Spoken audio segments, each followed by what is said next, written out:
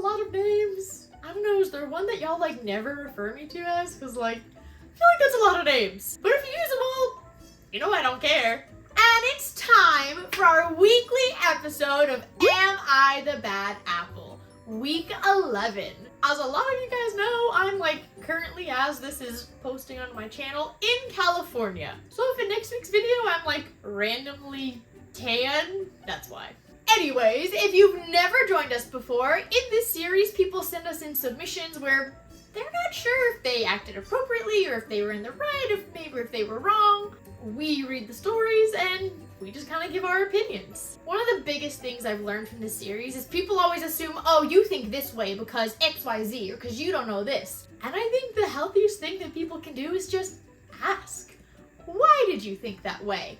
Where did this opinion come from? Because a lot of times you'd be surprised. It doesn't always come from people not knowing something. A lot of times it comes from people experiencing something similar and just connecting it to the story. Before we get started, make sure to like, share, and subscribe. Hit the little bell down at the bottom because everyone really likes the series and you don't want to miss as we put more out there. And last thing that I want to add before we get started is if there's something that's said that you don't like or you don't know where I'm coming from and it bothers you that I have that opinion, just ask. But without further ado, we're gonna get started with this week's episode of Am I the Bad Apple? Apple number 1. Am I the bad apple for going full Karen mode on my daughter's school? My daughter, Amanda, 13 female, has cerebral palsy. She's able to walk independently, but can't walk for long periods of time and cannot walk on anything other than even ground without assistance. Of course, she has an IEP for this. It states what she can and can't do in PE, excursions, etc., etc. It's relevant to note that Amanda catches the bus home, but can only catch a specific route as it drops her off at the house per her IEP. I got a call at work at 11 a.m. today telling me that Amanda had spoken quite rudely to a substitute PE teacher who tried to make her climb the rock wall that the school has. Apparently, Amanda did say, I can't. I have cerebral palsy and an IEP. But then another child said, yeah, same here. And the teacher didn't believe either of them. He became insistent that Amanda participate and climb the wall. He even started standing over her, to which Amanda told him to F off. He kept bugging her about the wall, and Amanda wouldn't repeat anything but F off until she was sent to the office. It's in the handbook that this type of offense receives after-school detention, but when the principal called me, I said, absolutely not. I told them they were welcome to do a week's worth of lunch detentions or even schedule it so that they can work around my schedule, but absolutely not this afternoon. My husband's away for work, and I have work until 6 p.m. I need Amanda to be on her special bus route. No one was able to pick her up from school that day. They did tell me about a late bus, but I reminded them Amanda can't just take a random school bus. She has to take the route that drops her off in front of our house. They responded with, well, that sounds like a natural consequence to me. This isn't your average kid refusing to do something and just being rude and deserving to take a long walk home as a detention. This is a kid that has cerebral palsy. She could be seriously harmed if she was made to walk that far on the road. The principal told me I was making excuses, that Amanda needed to face consequences, and I didn't technically need to give permission, they were just making me aware. I agree that Amanda needs to face consequences for her language, which she is grounded for at home. And I'm also all up for any lunch detention that they want to give her, but putting her in danger is not right. And if they insist on after-school detention, I'll be insistent and take my lunch break right now, drive to school, and pull her out for the rest of the day. The school finally agreed she could just serve 2 days of lunch detention, but my sister told me I'm being one of those moms and a full-blown Karen. So I need to know, am I the bad apple? There are so many problems with this story. So many issues that I have. First of all, your daughter has something as severe as cerebral palsy, and the substitute can't be bothered to read the list of IEPs in the class? Why would administrator not pull any sub over and just, hey, just letting you know, we do have a student with these severe medical accommodations, just so you're aware. That just feels so irresponsible on the school's part, on the sub's part. Like, that's your job, okay? Most of your job is like looking at the medical accommodations, the allergy lists, like the things that matter, and making sure the kids are good to go. And you didn't do that. Second of all, the other kids that are trying to use Amanda's disability to get out, like, that's a problem. And I hope administration reprimanded them as well. That is unacceptable. And I'm really disappointed in those kids for not, like, sticking up for her, or for, like, calling out the other kid that, oh, me too. No, not you. I don't think that Amanda should have to serve a consequence at all, personally. Like, it's not like the sub was just being annoying or rude or made a snide remark. Like, no, he was trying to put her in danger. Like, he wasn't like, oh, I want to put her in danger, but, like, his actions were going to put her in danger. He wouldn't stop. He was making her uncomfortable. The other kids were not helping. If the worst she did was say, F you, what, did the grown man get his feelings hurt? I feel like the school's attitude on the situation would have been much different if she just complied and then really got hurt, and then they would have a lawsuit on their hands. School is the bad apple, the substitute's a bad apple, the classmates are bad apples, now the mom. I don't think the mom is the bad apple for, like, how she handled it with the school. She absolutely should have put her foot down. That school is... There are words that I have that are not appropriate for camera. That school's putting her in danger, and they don't even care. But I'm really disappointed that the mom, like, grounded her.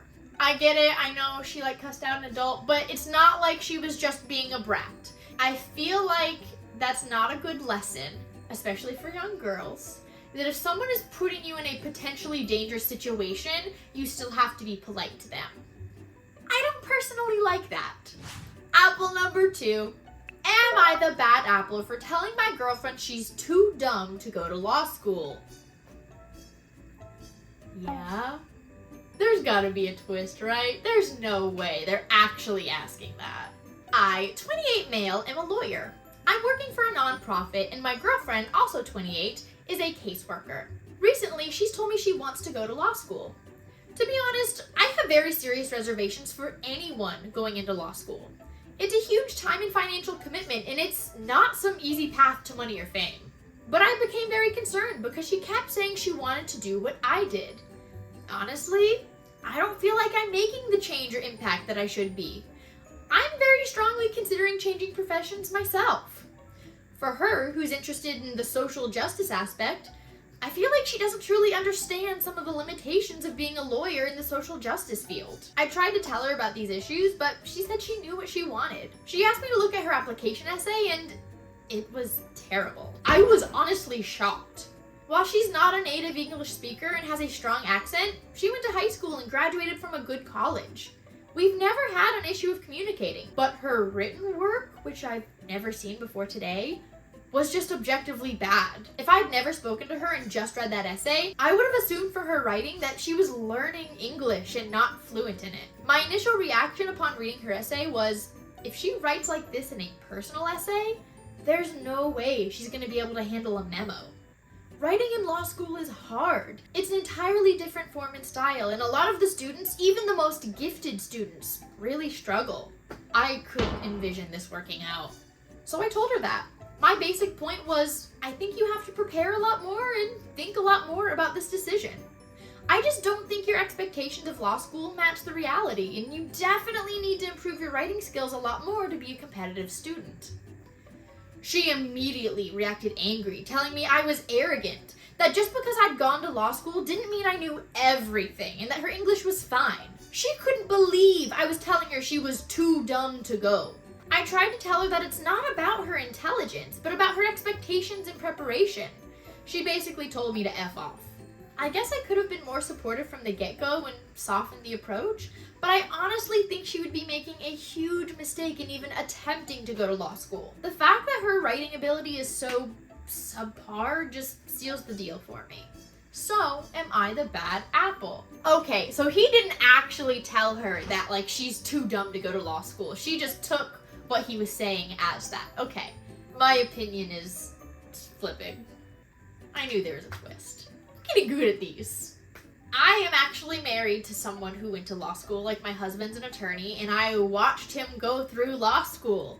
It is not easy, like, in the slightest bit. It's really difficult. And, like, my own husband, after going through law school, tells people when they're like, oh, maybe I want to go to law school, he's like, that's a mistake.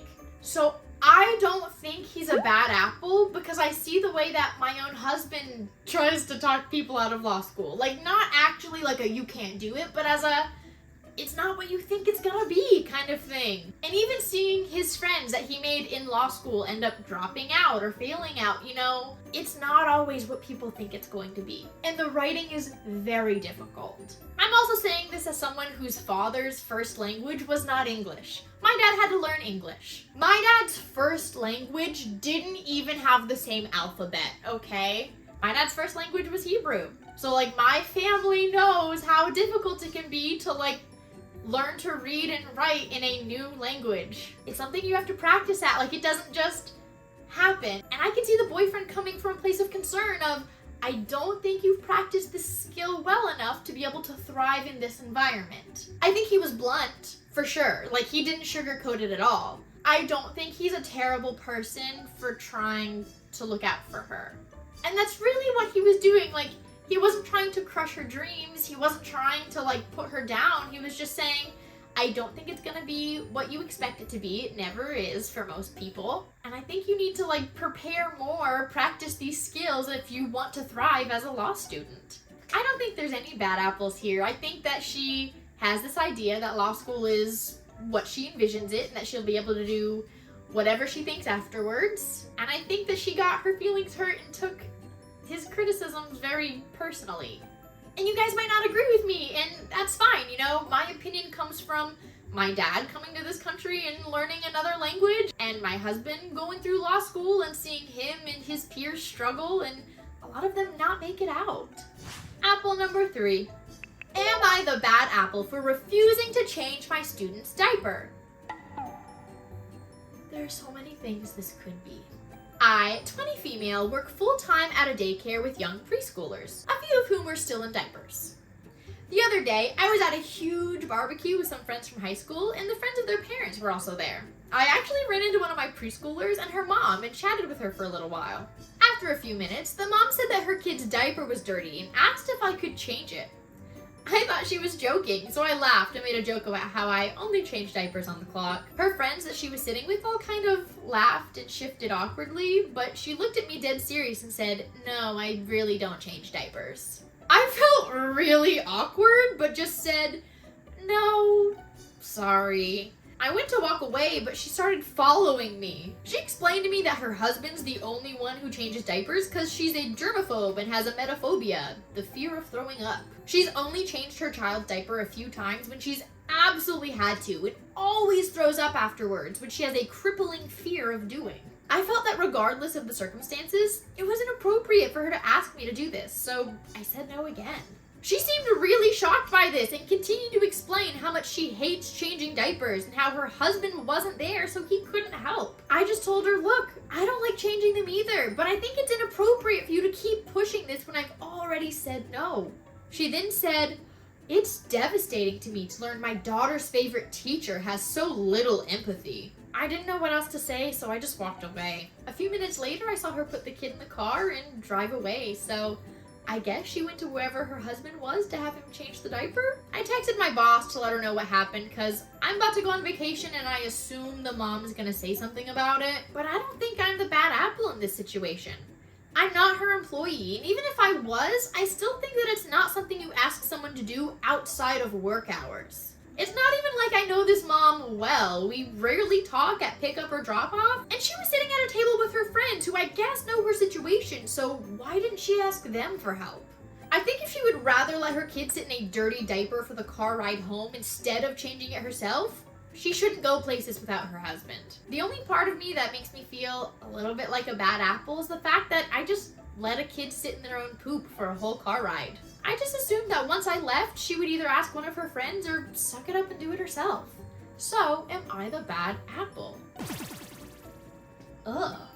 That is some major entitlement. Not from the OP, but like from the mom. You're just like, never gonna change your kid?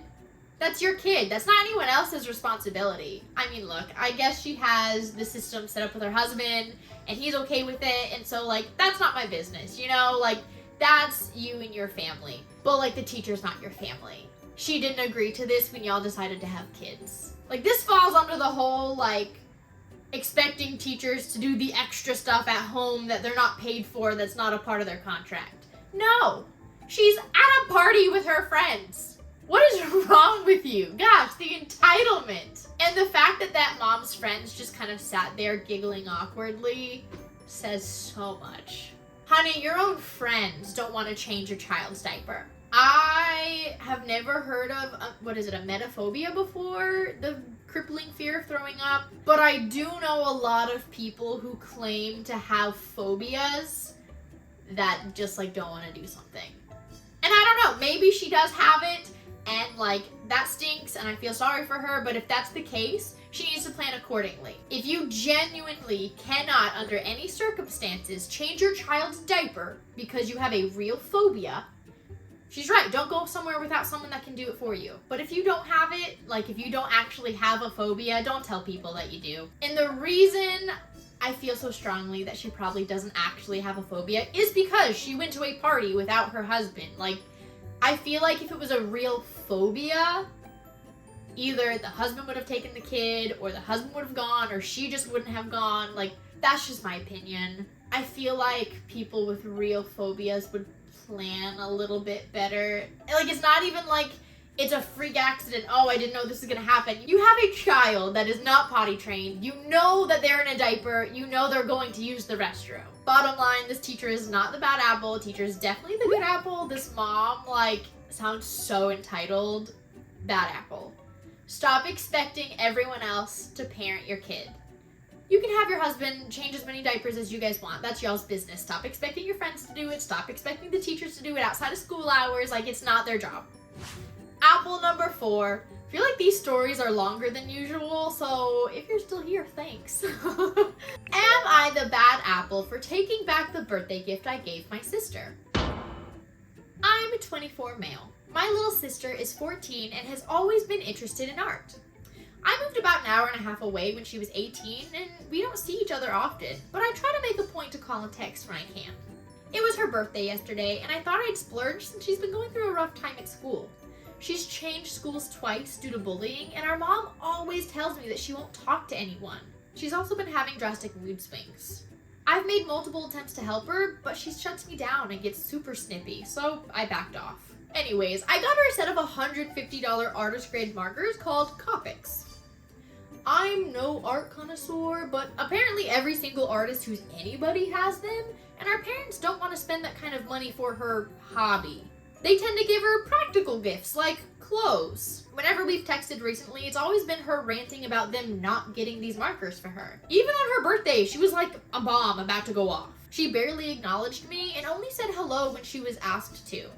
I was excited to give her her gift, but the second she opened it, she grabbed them and turned to our mom, saying, "See? Even he knows you should have gotten them for me." Which I just awkwardly brushed off. Every time she opened a gift from our parents, it was a very snotty, "Oh yay, cheap sneakers, my favorite.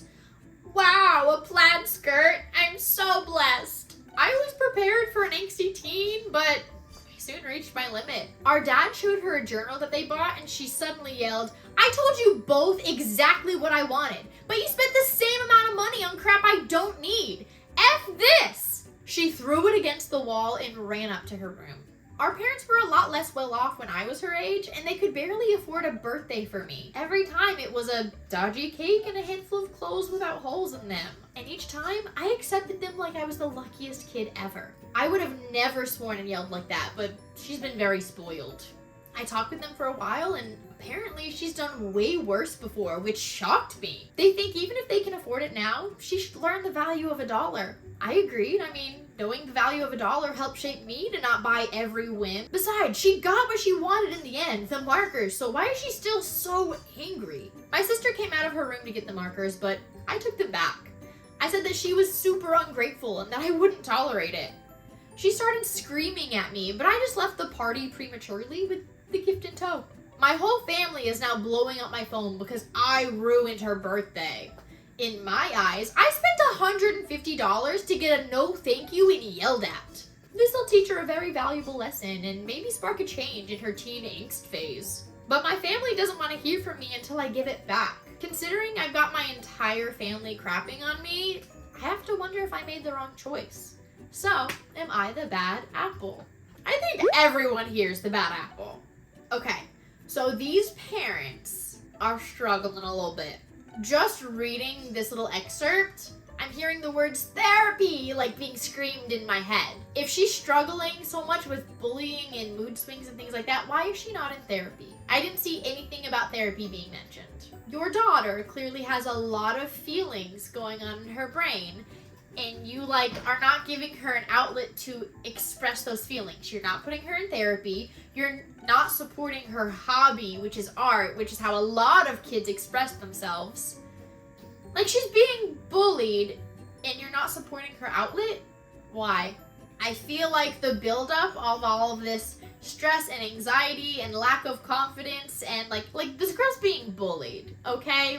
She's got a lot of trauma in her heart, and I feel like that's contributing to her major attitude problem, which she has a major attitude problem. I'm not saying the girl is a good apple. She's really lashing out. But I feel like it's also a cry for help. I'm not saying that means give her everything that she wants. She has to learn appropriate behavior. Okay, what? She just turned 18 and she's acting that way? No, that's not acceptable. But I do feel like there's been a cry for help for a while and she has not been given that help. And so she doesn't know how to handle all of the craziness going on inside, you know? I feel like that's both of their fault, you know? She's struggling, you didn't get her the help she needed, but she also needs to, help herself a little bit. Lots of people have trauma, and that makes lashing out explainable, but it doesn't make it acceptable, if that makes sense. And now the brother, yeah, I think you were the bad apple too. You're her brother, you're not her parent. So, this particular lesson of, no, the value of $1 and blah, blah, you weren't great, that's not your lesson to teach. I feel like there are very specific lessons that people outside of the home can teach kids or teenagers. I guess she's a teenager. She's a young adult at this point. But I don't feel like this was one of them. You have a sister who's been bullied out of 2 schools, who isn't supported at home. Yeah, she's financially supported and she's taken care of, but she has a passion and your parents just kind of throw it off as a dumb hobby. I'm not saying she shouldn't have been grateful and appreciative. She definitely should have, but if you're not going to be grateful, I'm just going to take it back. How does that make you any better? And I can absolutely see the parents being pissed off because now she's having a whole meltdown that they have to deal with. You get to just go home and not talk to them for however long you want. You made a mess. Yes, there was already a mess, but you contributed to a bigger mess that you are not going to be cleaning up. You're just dipping out. Yeah, I think that was a crap move on your part. Again, do I think she needs to learn the value of $1 and be grateful for the things that she gets? Yes. That doesn't mean that I think you made a good call or the right call. Everyone here is a bad apple. We just got a bad batch overall. It is what it is. I feel like this is going to be a really long video. A lot of these are just long stories and they have some long explanations and it's a whole lot. So again, if you have stuck through this whole thing, I love you so much. 3 good, 1 bad. Those are my votes. I have very strong feelings that I'm going to have a lot of people disagree with me on some of these, and that's okay. Let me know what you guys think. I would love to hear your reasonings, and one more time, just because you don't agree with me, or you might not even like something that I said, doesn't mean that you should just go make assumptions about my mindset or blah, blah, blah, blah. Just ask a question. Let's have a conversation about it. We don't have to agree. Again, we all have different experiences and we all come from different walks of life and we're all just doing the best we can.